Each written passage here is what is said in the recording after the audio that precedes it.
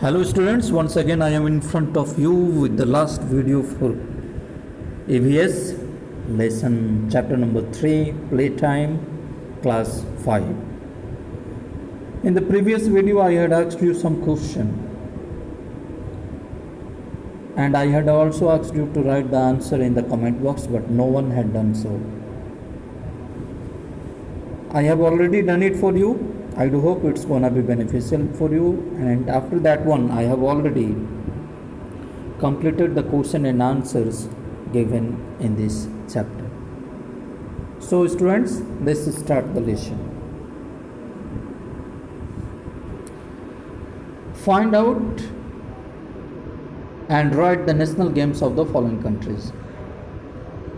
आपको यहाँ देश के नाम दिए गए हैं और उनके नेशनल गेम को लिखना है। USA baseball BASCBLL baseball, China table tennis, Sri Lanka volleyball, Pakistan hockey, Bangladesh kabaddi and Canada ice hockey. Saina wants to know how many rings are there in Olympic symbol.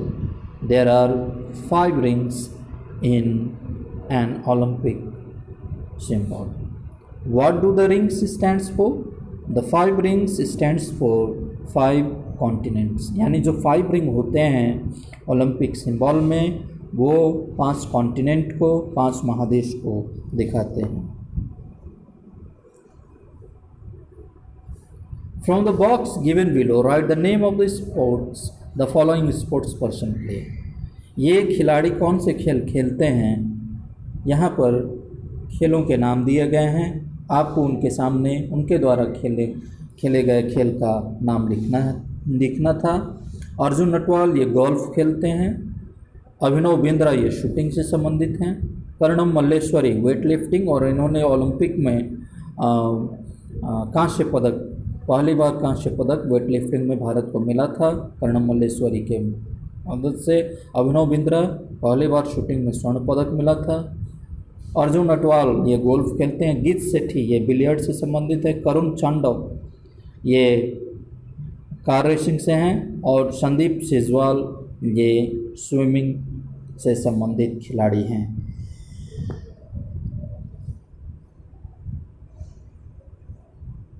Now it was exercise time. First you have to write down true or false. Boys and girls should play together. Then it is true. I am writing T for true, and I will write T for true and F for false whenever it will be necessary. This is true. I have already written here, but it's little bit blur. So true first number में आप true लिखें. Second, it is good to fight with the captain of your team. आपको अपने team के कप्तान के साथ लड़ाई करना चाहिए, ये अच्छी बात है. तो इसमें आप लिखेंगे फॉल्स. सेकेंड नंबर में आप फॉल्स लिखना. Third, the feeling of team spirit unites the players of a team. ये ट्रू है, आप थर्ड नंबर में ट्रू लिखें. Fourth one, referees and umpires are not necessary while playing a sport. एक sport खेलते वक्त रेफरी या अंपायर की कोई आवश्यकता नहीं होती है, ये बिल्कुल गलत है. तो आप फॉल्स लिखें. Now you have to tick upon the correct answer. The responsibility of the team is on the. किसी भी टीम का उत्तरदायित्व तो किसके कंधे पर होता है, तो इसका सही आंसर है कैप्टन. कैप्टन के ऊपर आप टिक चिन्ह लगाएं.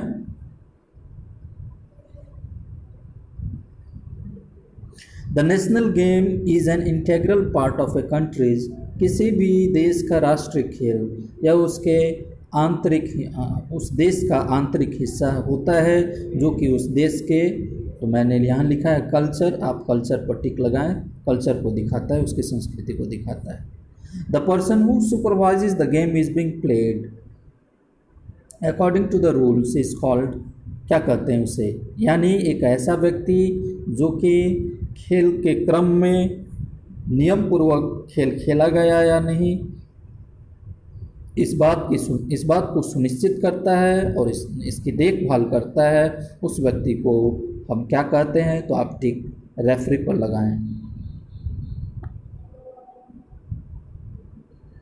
Now you have to complete the flow chart. Games, there are 4 types of game: indoor games, outdoor games, individual games and the team games. You have to write down the example for each of the game. For team game, you can write cricket, hockey. These are the team game.